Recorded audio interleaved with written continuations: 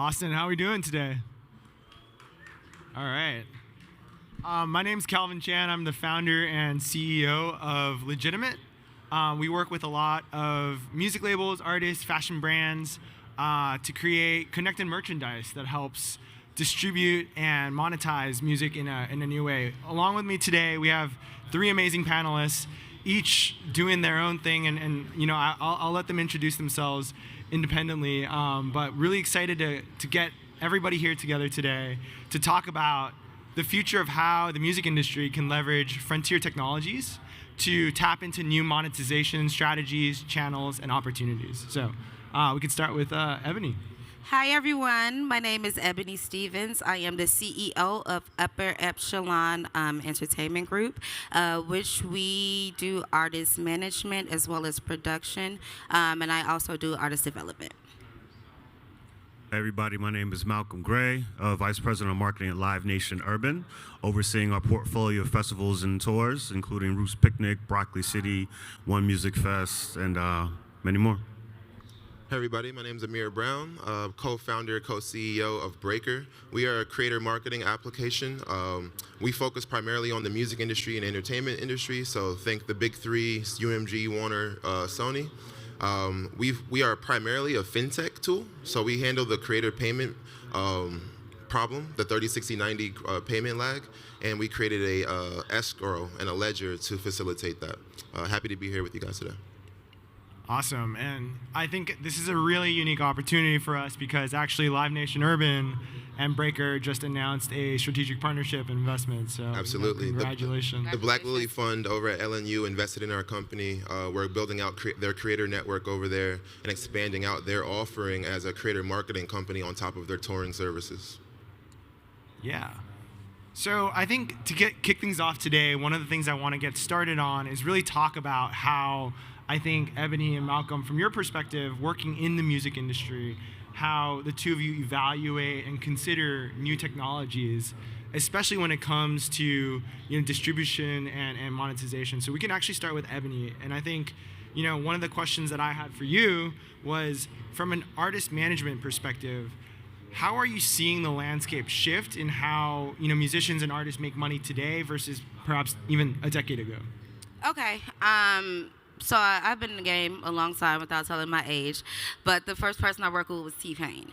So back in the T-Pain era, there were, I'll start with one, downloading and streaming. That's the head thing right now that's taking over with technology. Back with T-Pain, we were, like I said, the end of the era, maybe like the iTunes, where the ringtone still mattered, where playlisting was still irrelevant. But as of now, streaming dominates all of that. It's easy monetization through different platforms, which we'll get into. So that's one. Another thing is touring. Back then, labels were the ones who fronted the tour. So when it comes to merch and meet and greets and things of that nature, you have to recoup, which artists never see that money. It has to go back to the labels. And I think one other major shift I've seen was maybe brand partnerships. Once again, a decade ago, it was more of print work. You get a flat rate, you get this, 5,000, 2,000, whatever it is.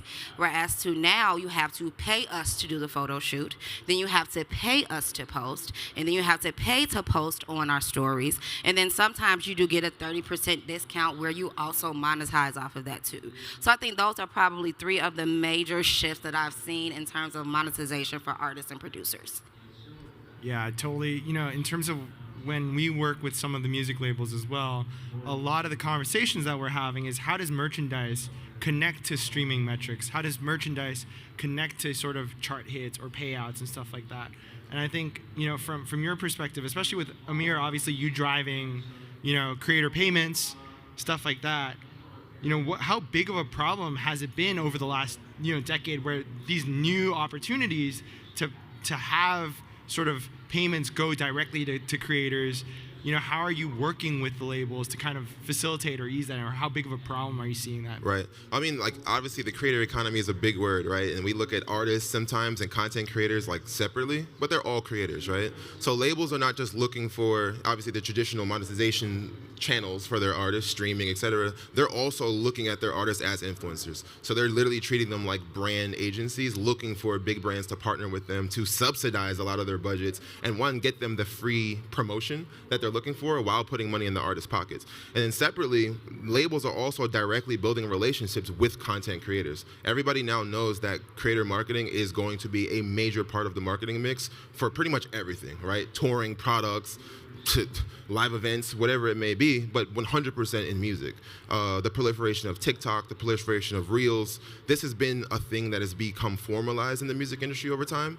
So the payment opportunity is real, but then the rails to get it done were just not there, completely non-existent, right? So we came into the game and we basically said, hey, big building like UMG, Sony, or Warner, you're not gonna upload or sign up, let's say, the thousands to multiple thousands of creators that you work with a month into your system like Uniport or whatever it may be, one by one, just to pay out a $75 TikTok post, a $250 Instagram post, etc. It became a financial nightmare for them. So they began just giving off their budgets to agencies, which was great because they get the execution and the work gets done, but now it's a black box. How much did I spend? What was the efficacy of the campaign? What are the analytics? You're giving me back spreadsheets. You're giving me back links. You're giving me back PDFs. So there's no organization and there's no learning from their spend. And it's one of the only industries where you spend that much money and you have no learnings on the backside besides, did my streams go up?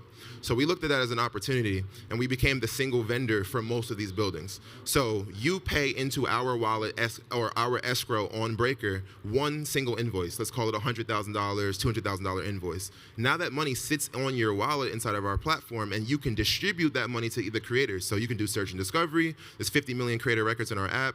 100,000 creators have signed up and actually claim their profiles. Whether they're on the app or not, you can still reach out to them. There's campaign management, and there's also analytics tools, but we then wrapped all of that around this escrow, this payment system. And what that allowed them to do is deploy hundreds and thousands to millions of dollars to creators without having to handle the 1099 tax compliance on their own, all while being able to have transparency and visibility of their budget as it deploys. So the creator agencies that they were working with, we didn't try to kick them out the space. We basically said, come into the workspace with a major label, work on their behalf, and work together. And that was, I think, the major unlock for us. And then lastly, we realized that the payment lag, the 30, 60, 90, it just wasn't going to be solved. And honestly, there's no incentive for a big building to solve it. But then we had to show them that there was actually an upside to solving it. So we basically floated the money at first, and now we have a $100 million facility in place where we can underwrite their invoices immediately. So major label comes into Breaker, they say I'm running a 20K campaign, they generate an invoice after we underwrite them, and we basically buy that invoice instantly and give them the funds immediately with 2% for 30 days, 4% for 60 days, 6% for 90 days, general payment terms. And it can go up to 180 days where they can pay us back later, but we give them the money up front to pay their creators. And what does that do for actual monetization for the artist? Think about this. A song comes out on Friday. I'm competing against 50 other labels and like 50 other releases on Friday. Campaign has to start, right? So I'm a content creator in Kansas.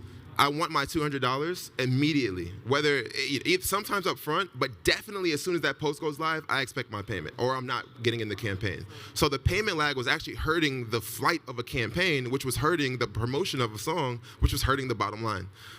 So they recognized that and they kind of like bought in. So, yeah. I think the one thing that being on the brand side that you didn't mention is what that 30, 60, 90 does to the relationship with creators, right? Where, especially if you got campaigns back to back, I know part of our partnership is us kind of helping y'all helping us kind of figure that out, right? We work with these large media pages, we work with these independent creators, but to your point, we got a big corporation, right? So we have big accounting teams that have a lot of priorities outside of a $75 check to somebody for a post, right? And lots of paperwork that has to go into a system in a specific order with specific information entered correctly. If anything's wrong, it might delay payment by a week or two, right?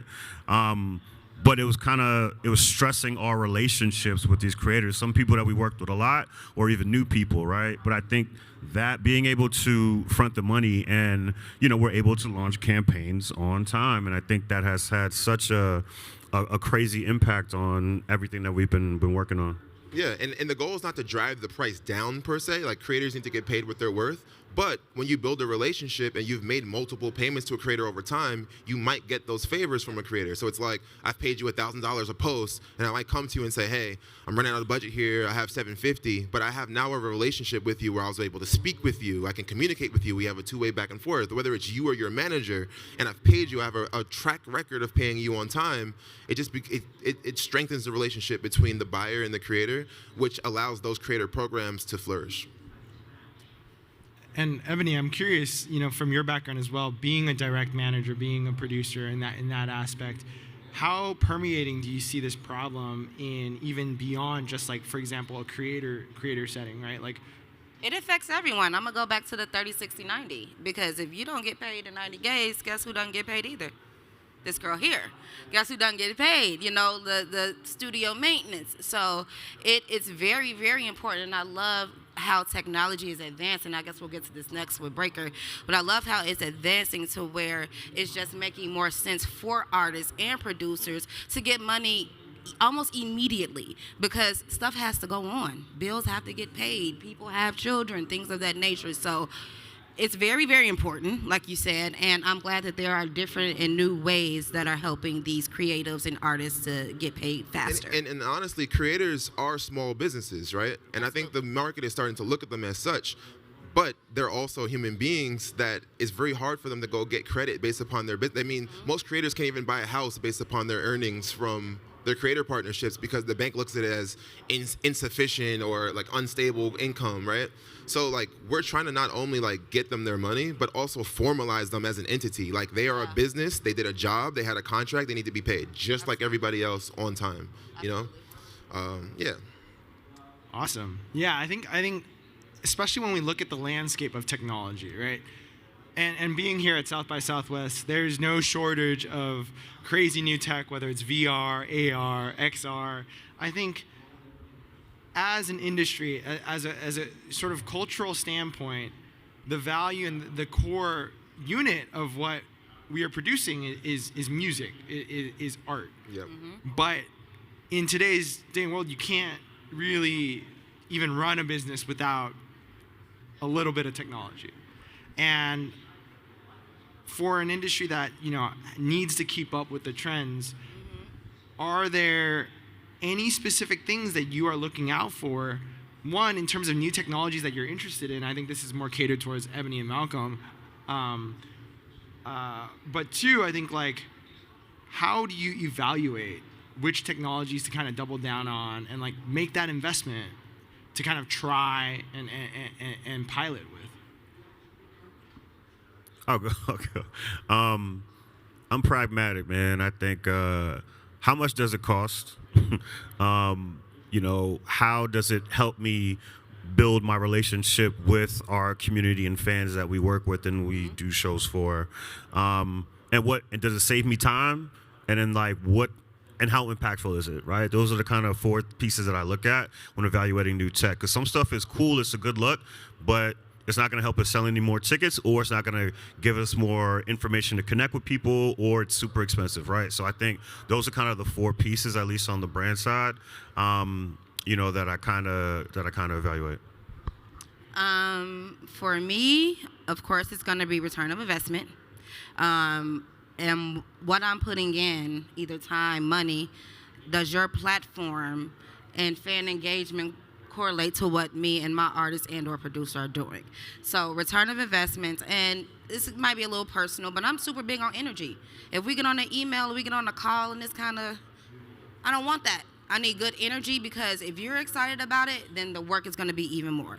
If I come to you and I'm just like, oh yeah, I have an artist that's just, y'all not going to want to hear that.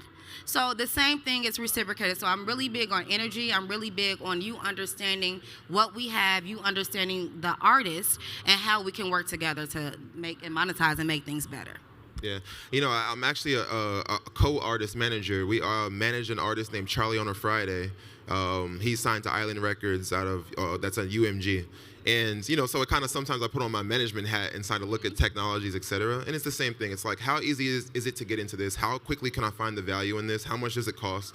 And and what's what does the it take ROI? off my plate? Because we have a lot in managing and branding all of these positions. We take on a lot. So if Breaker can take away my PR, my marketing, y'all can have that. I don't want anything to do with it. But it also takes for me to be on the phone with him. It takes me to be on the phone with his team to understand, one, what Breaker is, two, how it can help my clients, and three, how they're advancing. I was on a call maybe 2 weeks ago, and I was flabbergasted at all of the upcoming things and just technology that they have that's now accessible for artists, which is easier for me. I don't have to do a lot of things anymore, and I'm grateful. I love you. Thank you. So that's kind of what I look for as well. Yeah, and I think that brings up a really good point, and this is something that I think, Amir, you talked about earlier, is historically there's been such a sort of separation of data and metrics and reports, and like you kind of have pieces of reporting and measurements of success everywhere, right? And one of the things that you guys have been able to deliver value on is the consolidation of data and the consolidation of metrics. Right. I think between you and me, one of the things, and for transparency, I'm pretty new to this whole music thing, right? Like we Legitimate works with a ton of brands to put physical chips into products. We started off as an anti-counterfeit solution, and we started working with these labels who wanted to put music in T-shirts or like music in sneakers, right? And I think for us, learning the problems that face the music industry was such a core unlock, especially, and really I think this could be a really good advice for anybody looking to start a music tech company or any sort of like cultural tech company, is how do you navigate those conversations to figure out, hey, what are the pain points that Malcolm faces? What are the pain points that Ebony face? Right. And how do you craft a narrative behind, zeros and ones to something that resonates with an industry that really is at a core, focused on art and music and whatnot? Yeah, I mean, like, you have to have core software principles, right? Like, don't just build things for the sake of building things. Listen to your clients, take customer feedback, and build what they need, right? I think that also applies to pretty much everything, you know what I mean? So when we work with like big companies, we don't try to just come in and say, hey, we're Breaker, this is what we have, this is what we do, this is how you need to do it. We almost treat it like management consulting. Like, we don't do sales. We do management consulting. Sit on the couch. All right, talk to me. What are your biggest pain points? Maybe some of my solutions can help. Maybe some of them don't. But I need to know what you're going through, right? And then we just sit back and let them talk. Oh, man, the mothership, I have to get the payments out and blah, blah, blah. Okay, cool. Reporting is like, it's so tedious. I have to just go, they give me all these links. I have to track them. I use this tool. Okay, cool. So they kind of give us the rubric of the things that they're kind of using and the metric that they're looking for. And we go, well, we can solve this, this, and this. We cannot solve that, but we can put it on our roadmap and treat us like your development. That's our secret sauce. Treat us like your development agency now. So we're your management consultants when we're talking to you on the sales business development side. And that gets you kind of like, it crafts our narrative, like what we need to position you as. And then on the other side, it's like, well, if we don't have it and you're using all these other things, if I can consolidate 8 of your problems and I don't have 2, I can build you your other 2. If I put those 2 into the system, would that help? That would be perfect. Great. Let's put it on the roadmap. Let's map that out. Let's say 4 or 6 weeks we can get something like that up, a prototype. Perfect. And to Ebony's point, in 4 to 6 weeks when we say, hey, let's do a demo. We have that thing we showed you. It builds trust, right? So I think it's like anything. You have to treat it like management consultant. You have to solve real problems. You have to figure out what they're actually facing and then assess your own tool belt and say, do I have the solutions here? Because nobody loves a liar. Nobody loves somebody that tries to fit you in a box just to get the deal done, right? If you can't add value, step away because you're going to lose trust in the marketplace, I think, Malcolm, in terms of how you guys started working together, what was that key unlock point that was like, this Amir guy, I trust what he's doing enough to at least send him a couple $1,000s to pay these creators and whatnot? I wouldn't say I trust him fully, but no, we have a small team, right? So in any year, so I think last year we had about eight festivals, right, throughout the year, which is for my marketing team is 5 of us, and 2 people just work on creative. So there's 3 marketers that are dedicated to full-time marketing and, tours. Like, imagine we had 10 tours last year as well as 10 festivals with 3 of us, right? So we want to use creators for everything. I think they're just such an important part of any marketing mix, especially within the entertainment and music space, which we've been talking about.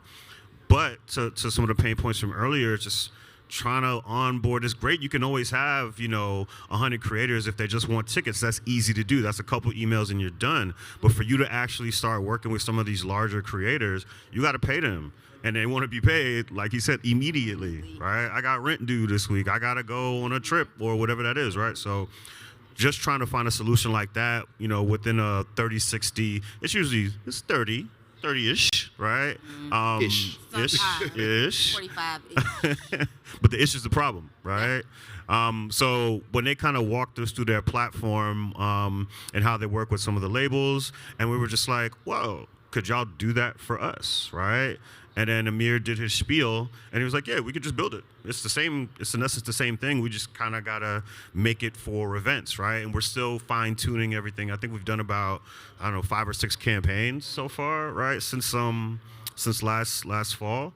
And we're helping them. I feel like we're helping you guys learn about our industry as well 100%. and kind of how it could work and be, applied across industries, right? But I think being able to have them manage campaigns on their side, talk to the creators back and forth, taking that off of our plate saves us so much time. And then paying them, we just got to send one invoice to them and they handle the rest. Like, that saves so much time. And the biggest thing is our relationships with management and the creators themselves. It's like, I don't want, I'll share a true story is last year we had asked somebody to make a post for us, and then as they say these days, I got ran down on at a festival. Like, yo, don't forget to send me my money, right? But it's one of those things where it's like, I wish I could. If I had it for you right here, I would give it to you. But it's with accounting. No creator wants to hear it's with accounting. Nobody wants to hear it's still with accounting, right? So I think working with Breaker takes that accounting conversation off of us and just allows the creators to create and for us to, work with them to get the most impact. And a part of that, I guess, trust building is like the crawl, walk, run model. We never come in and like, hey, we got this ledger. You can put all your money in there. It's all safe. Give us $1 million, right? It's just like, hey, put $5,000 in. It's not spent. It's just in a wallet, right? If you don't want to use it, you get it back, right? So our job is to just get you into the system, make you comfortable with the process. And then honestly, a lot of the teams, once they kind of get comfortable with it, they're like, thank you. We don't need to manage service anymore. We got this. This is easy, So you can turn 1, 2 employees into 10 just by giving them a software, right?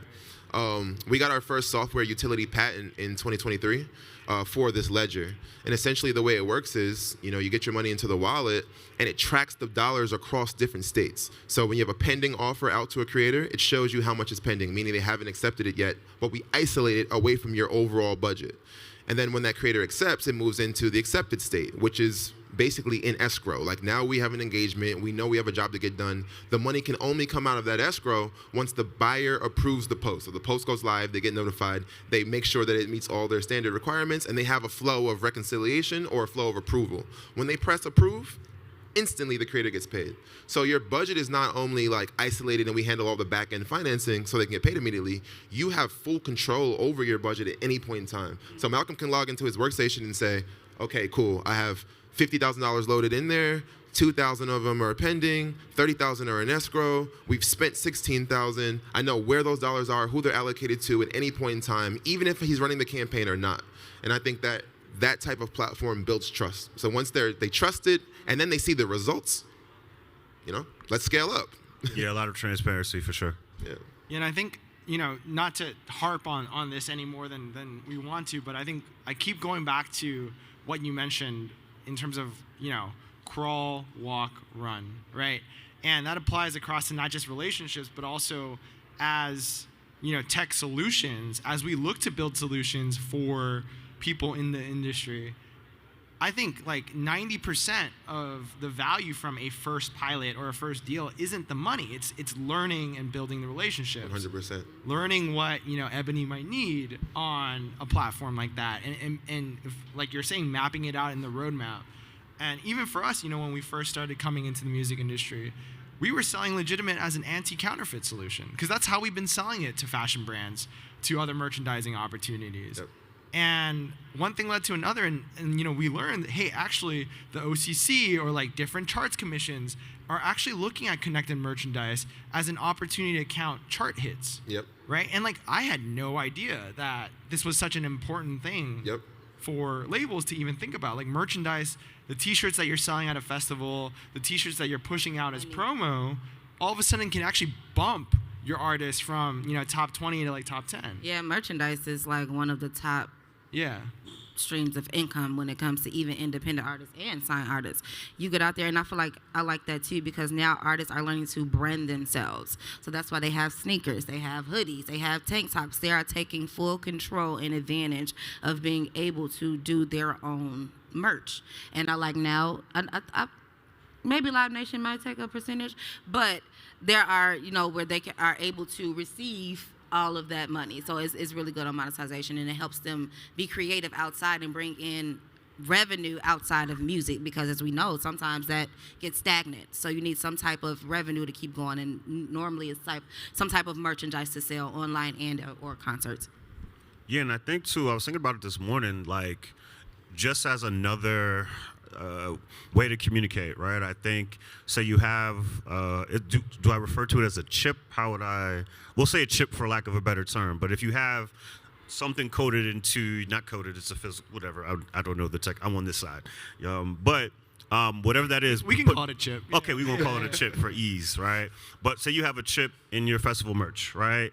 That means, sometime next year you bought a t-shirt at the festival, boom, boom, boom. Next year I'm like, hey, if you bought a t-shirt last year, put your phone up to your t-shirt and to see the lineup. Put your phone up to your t-shirt for early access to pre-sale tickets. Put your phone or a discount or whatever that is, right? There's so many different ways that you can reactivate that audience, which I thought was interesting too on the marketing side. But yeah. Yeah, and even just having these conversations, I think that's a big learning experience for driving what we're building and like how we're helping you guys. I wanna kind of pause on sort of the legitimate promotion here, but Legitimate is awesome, by the way. I have a lot of thoughts. After I'm done with this startup, I might come work for you. Please do. We could, use a lot of that help. I think one of the things I wanted to tap in on a little bit is more broader themes of technology. And I think for Ebony and Malcolm, especially as you spend your day here in the exhibit hall and like talk to other people, what are some of the most exciting things in frontier technology that you see being sort of adopted and used by the music industry? Obviously, we've seen a lot over the last couple of years. We had NFTs, we had a blockchain and all of that. And I think from that perspective, there's always going to be hype around not just technology, but any sort of movement. But from a technology lens, what are you two most excited about? And I think, we could start with you. Technology. As a whole. I mean, literally, technology. It's advancing every day. And I'm going to swoop back over to Breaker because I had seen them at the beginning when it was just like an idea, and then I saw it matriculate into something bigger, and now I'll let him tell you more about it, but just seeing the progress, and once again, that's a load off of me. That's something I don't have to do, I don't have to worry about, and I could just push it off and give it to other people. I love it the most. So I think I'm really excited about new technology, and I'm also excited about independent artists understanding and knowing the avenues it takes, that you don't really have to go through major things, and then just understanding the business of music. And lastly, I would say artist development. That's something that's been lacking a long time. So I'm looking to somehow incorporate that more, and just I'm all music. Anything music, any genre, I'm really here to help and learn more about. I mean, like, putting on the artist manager hat again, there's so many tools, right? Like, one, artist management software. Like artist managers aren't running around chasing their tails. They literally have tools that can organize their lives. I love seeing the independent artists be able to become a legitimate business, not to even say legitimate, but like to become a legitimate business before they even step into a major record label or a publishing company. I'm not a advocate of either or, right? I think whatever your scenario is that makes sense for you, you do that. But everybody still starts independent. So you have to be able to play with the big dogs while you're still a little dog, right? So content creation, AI, right? Whether it be editing tools to be able to allow an independent artist and they're at home making music videos with their friends look like real music videos that you would spend a big budget on, or even just getting multiple clips of content programmed out with a program manager using like OpenAI or one of those other tools. Now you have almost like a showrunner that says this is when you need to post and how you post it. Now they even have agents that can post it for you, right? So these are tools that kids like are utilizing. Music creation, they can go ahead and get a beat created for free for scratch that's like royalty free, where they can go ahead and like push it out and make money 100%, right?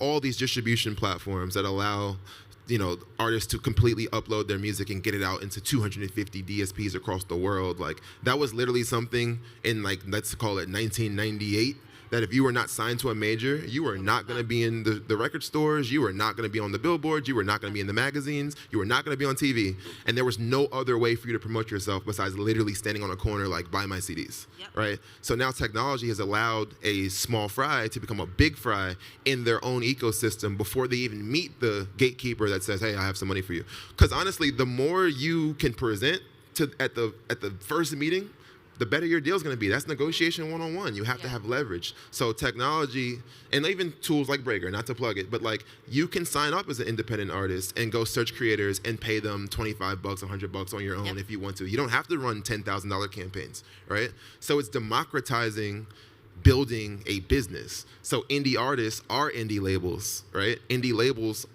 essentially can become big companies if they scale on their own, or just like any other founder, they can partner with a bigger company to scale their business. So I think technology is allowing that to happen, and I love seeing it. Yeah, I mean, I agree with what they both said. I think I know we're in a weird time for information, but one of the technological things that I've loved over the past decade or two is just like the access to information and being able to just learn anything by looking it up on the internet, whether it's perfect or not, but just having that information. And like to Amir and Ebony's point, it's like, okay, cool. Now you have artist management. You can go on any site and then watch an interview from 15 artist managers and have a pretty good idea of what that journey looks like, right? You can find artist management tools to help you be successful. You can find artists. You can learn how to be an artist, a self-sufficient artist. That's not going to make your music good, but at least on the administrative side, you kind of have a place to start. And that goes for anything within entertainment, but also anything in life in general, right? Learning how to make some terrible cookies. I made a few, right? But I went on YouTube and watched some videos, right? So like, I just think that access to information and knowledge and tutorials has really, really helped. And I'm excited to see, how, our generation, but also like the next generations really can utilize tech and save time in terms of learning and gaining access. Because I feel like when I first got into the music industry, everything was hard. You didn't have that many. You didn't know who all the players were until you got close to a room, right? You had to read a magazine, or like, I'm not that old, but like, you didn't really know anything about the music industry. Now you can follow your favorite A&R on X or on Instagram, right? And see all their behind the scenes from award shows. You can see any interviews they do. Like that access to information is so important in progressing. So I think technology is going to get faster and faster because we could just learn things so quick and from the comfort of our home instead of having to go to a school or to, actually be in person and have an apprenticeship or an internship to actually get that experience. You can learn a lot on your own, which I think will help with everything. Yeah, and I think that also leads into the next discussion topic, which is adoption, right? Like in terms of new technology, historically what we've seen is the larger the organization, the slower they are to adopt new technology. You do have the music major labels, you have the music, events and venues and everything. But on the flip side, you have these kids in their bedrooms making the next big hit, right? You have, you used to need to book a studio session, have access, have the money to go into a studio, record a track, and now you have, this thing right here. You have this in your laptop, and you're kind of set. So, I mean, even beyond just the hardware, when we talk about things like AR and like even like AI and how AI is helping sort of, I walked into a studio session with one of my friends the other day, and he played me a track. And there were, female vocals. I was like, oh, who'd you get to record this? And he was like, oh, I did it. I just used AI to change my voice afterwards. And basically, he's still looking for somebody to record that female track, but in like 30 seconds, he has a demo of what that could sound like, right? I think are the major players, like when we talk about UMG, or I don't want to name any names, but more broadly, the bigger industry leaders, who are they paying attention to kind of like get their pulse on sort of new technology, and like where do you think sort of the inspiration or even just the education for what's coming next comes from? Yeah, I mean, it's almost like a top-down effect sometimes, and also a bottom-up effect, and they kind of just like the information becomes available in the buildings. But a lot of these companies have innovation teams. Right? Like, not to name anyone specifically, but almost all of them have innovation teams where they're tasked at not only looking at the landscape and understanding if and how they can be applicable, but two, if they want to invest in those companies, right? So they start almost like our partnership with Live Nation, right? They almost have to be at the forefront at this point. I think the music industry saw a major shift, let's say 20 plus years ago, that kind of shocked them, scared them a little bit even, and put them not only on their heels, but now they're on their toes. They're like, never will another technological revolution come to disrupt our business without us either being a part of it or owning it outright. I'm going to challenge you a little bit right there, and I know you and I both have probably had our fair share of conversations with innovation teams, right? I think maybe some of you in the audience might work for a major music label, or maybe you're in the innovation team itself, but a lot of times, the authenticity behind these teams may not necessarily be sort of up to par in terms of like what is really being, grabbing eyeballs with the youth and the next generation, right? Do any of you have advice for, let's say, a company looking to build an innovation team? Let me give you an example, right? So for what we do with technology, with the chips that are in clothes, Nipsey Hussle was one of the first ones to do it back in 2017 with Marathon, right? Yep. And back then, everybody thought it was kind of crazy. They were like, what is going on? Wrote it off. And then all of a sudden, we're 4 or 5 years down the line, and, we're working with some of the music major labels, because now all of a sudden it's like, oh my God, this is a major streaming moment and opportunity for us. Yep. Right? And that 4 to 5 year gap, it's pretty strong. Yeah. So in terms of building sort of innovation teams that are authentic on top of sort of what's next, but also being willing to take that bet, like what's some advice that you guys might have? So, sometimes you got to force their hand, right? Like I said, it's a top-down sometimes, and it's a bottom-up a lot of times. So if you can proliferate in a building before you even have a contract with a major company by getting the person whose problem it is to adapt, then that's another model. So like that's what we did as well. So we're like, hey, marketing manager, hey, campaign manager, hey, agency that works with this people. What are your issues with this help? Here, you can use it. There's no SaaS fees, because we don't even charge SaaS fees. We don't believe in SaaS fees. We have transactional revenue, so we get paid when value is added through the application. But we talk to those people and we say, hey, would this help? And they become your evangelists in the building. They take it up to the top. So we've talked to some of these innovation teams. Not to say we didn't get a runaround, but it was definitely like we got the bureaucratic answer. This is how things work. This is how we assess things. Thank you for this. We'll have another follow-up. We'll have another call. That can take years before anything happens, to your point. At the same time as you're having those conversations, you have to be talking to the people on the floor doing the work and putting it in their hands and giving them the value and driving the results and making sure that they have the tools and the talk track to speak that back up through the building to their superiors, et cetera, right? And when that meets in the middle, it happens. Because the top has to Oh yeah, we know about them. Yeah, we talked to them last year. And then the bottom's like, this is solving it. Can we get it done? Of course we can get it done. And now it becomes like a perfect marriage. You'll never be able to just force your way into a building and change how they do things. It just doesn't work that way. It's a very soft, strategic massaging to get it to that point. And the more intentional you are about that, the faster it happens. I think, and Ebony, for you in terms of when you manage artists directly, have you seen sort of trends where artists are picking up on things faster than sort of a top-down approach where? I think it's situational. I think every artist, producer is different. So sometimes they will. Sometimes artists are kind of like, this is what I'm going to do. I don't care what nobody says. I'm stuck in it, which is cool. I'm here for it, and I'm an advocate. And I have those ones that do want to jump on a trend. Like, this is what's going on. I'm going to get somebody to do my TikTok, and then we're going to run it up and use this single. So I've seen both aspects. And for me, it's my job and duty to dive deep into whoever the artist or producer is and see what makes sense. If we have to do something trendy, we have to do something trendy. If you have a fan base to where it makes sense to you can just stay in your genre, I'll use Lil Russell as a heavy instance.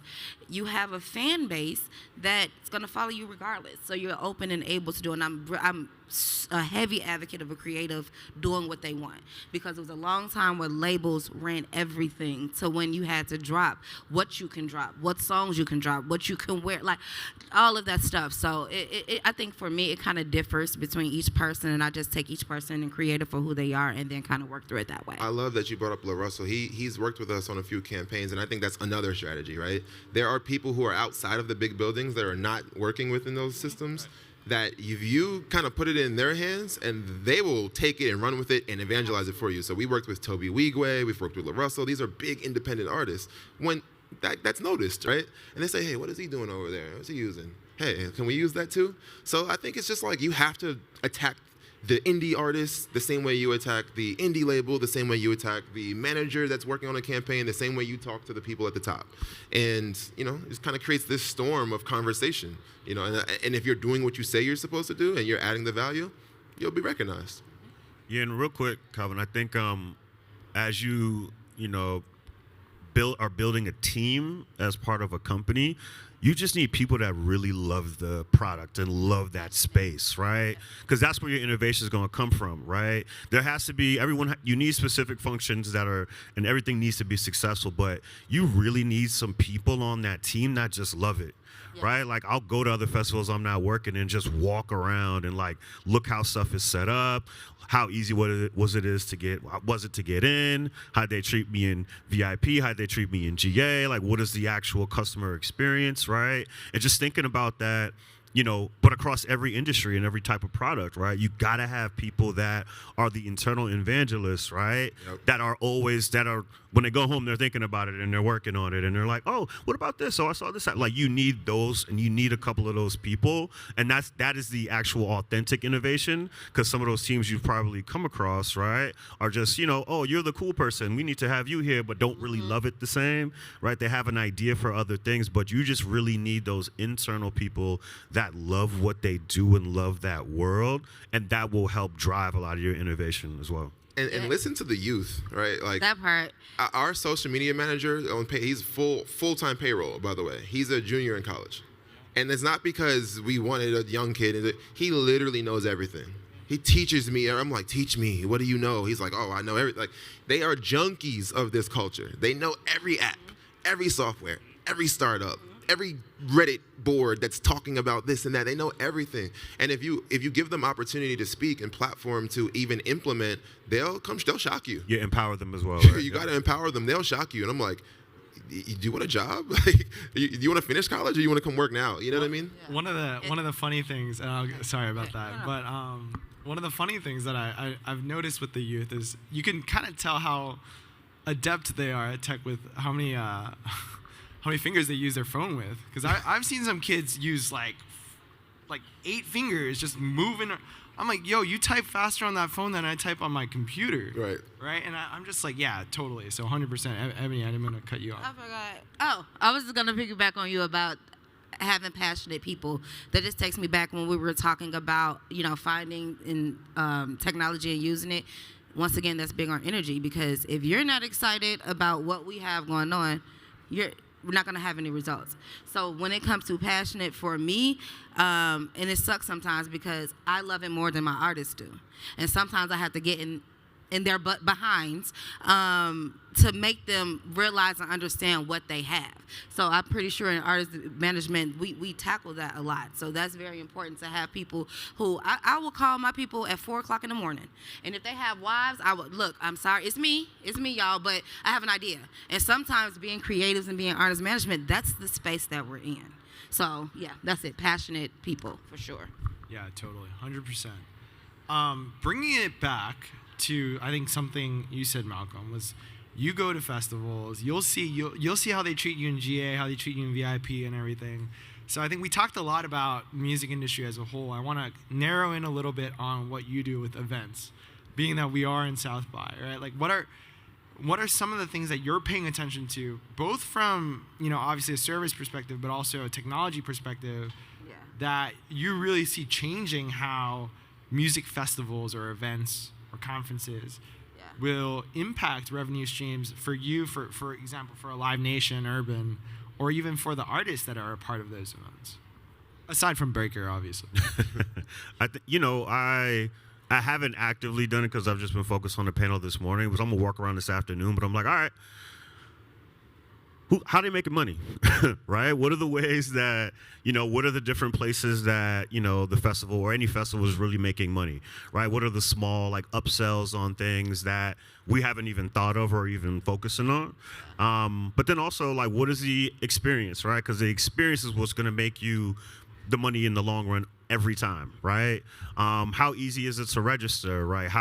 What are the lines like those kinds of little things.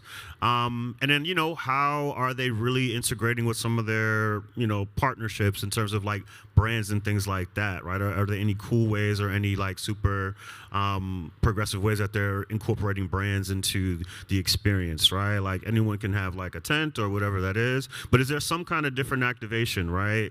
What is the story that the festival is telling per se, right? How are they marketing and how are they serving all the different audiences that they're looking to serve, right? So if you take a festival like this, obviously there's professionals, right? There's aspiring professionals in all the different industries, but then it's also brands, but then it's also corporate partners, and there's all these the city, right? There's all these different things that go into play.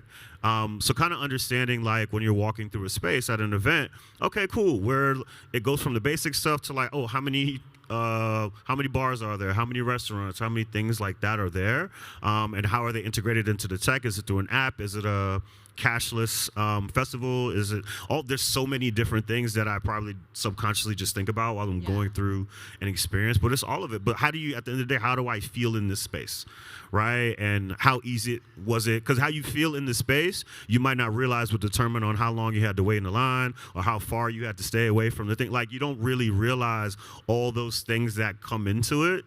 You just know how you feel in the moment. So I think, I don't know if that answers your question, but, I think kind of going through all of those little things, you kind of take little notes along the way and hopefully can incorporate it into what we do to make ourselves better.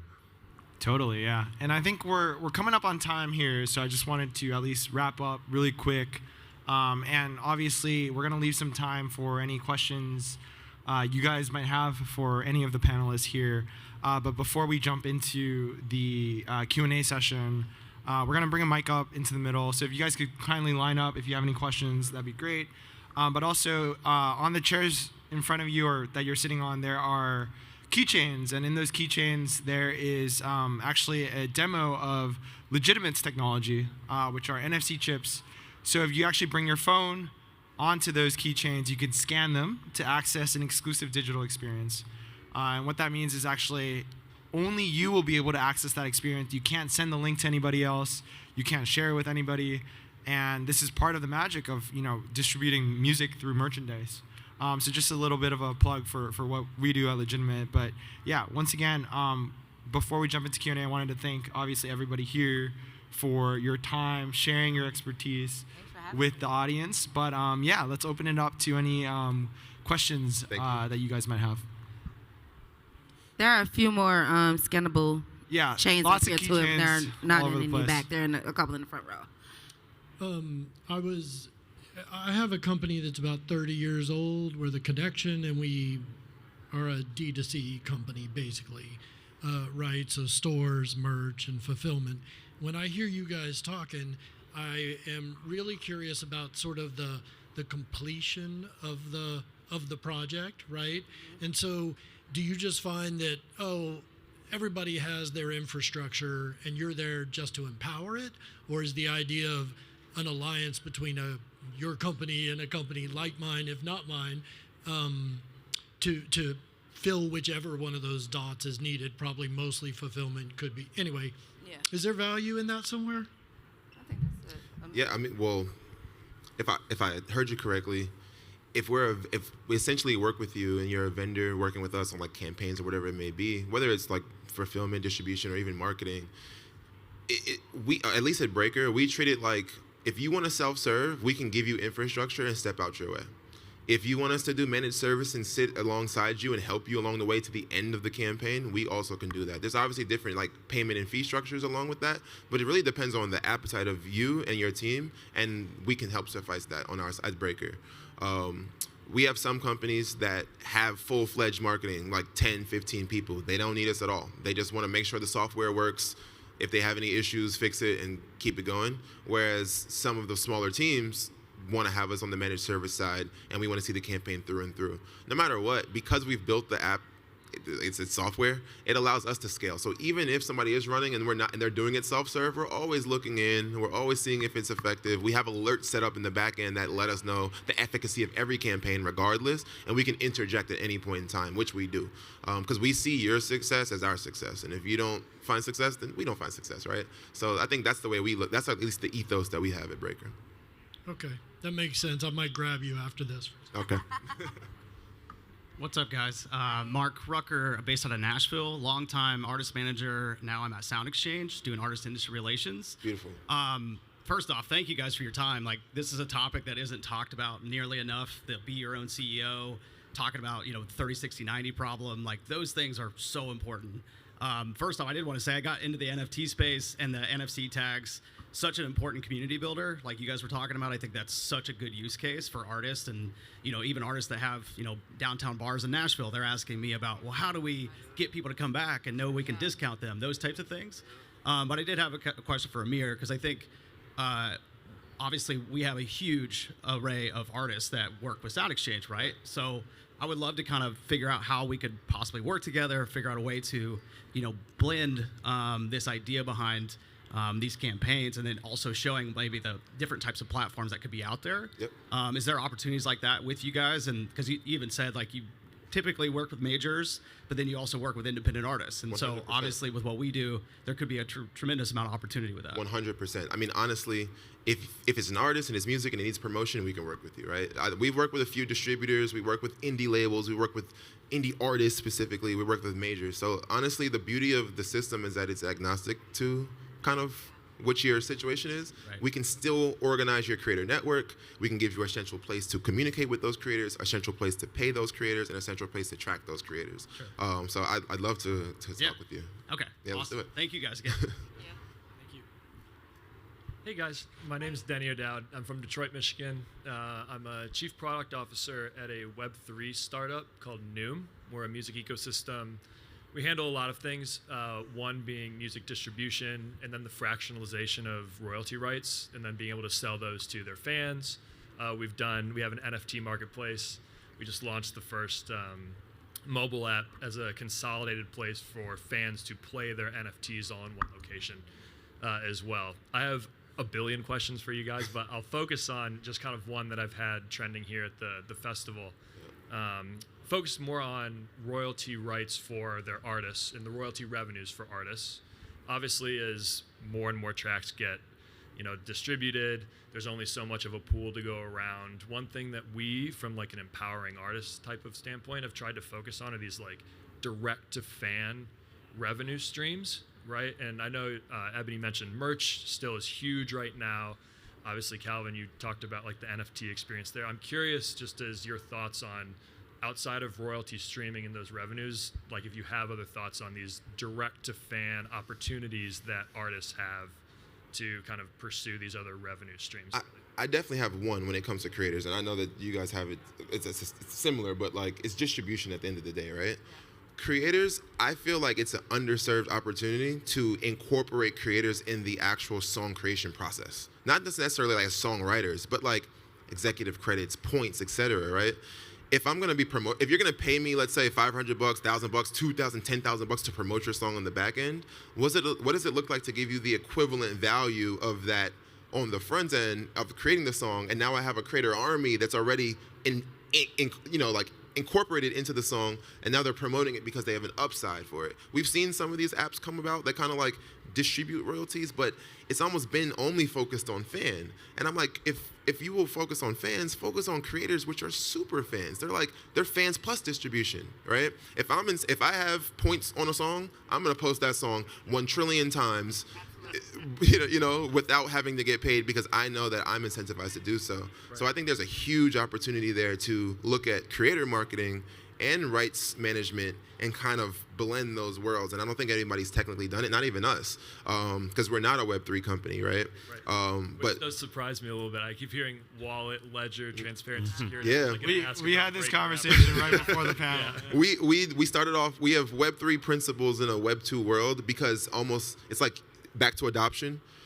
You can't force something into a building where there's legacy payments still exist, right? So we treated it like we want to build in the future, but we have to build in reality as well. So we just didn't take that jump per se, but I actually admire companies like yours, because I do believe that is the culmination point, It's for sure a UX experience problem right now in the Web3 world, right? And eventually you want to get to a point where no one even knows they're on the blockchain, right? They're just using a great product. Exactly. Yeah. But I mean, wouldn't you make that similar? Isn't that similar to like how some, say a movie star really wants to get something made, and they're like, all right, I'm gonna forego my fee for the back end, right? Like that's kind of you could treat that creators in the same way, 100%. Right? Cool. Yeah, we're not gonna give you a fee to promote it, but we're gonna give you some points. Right.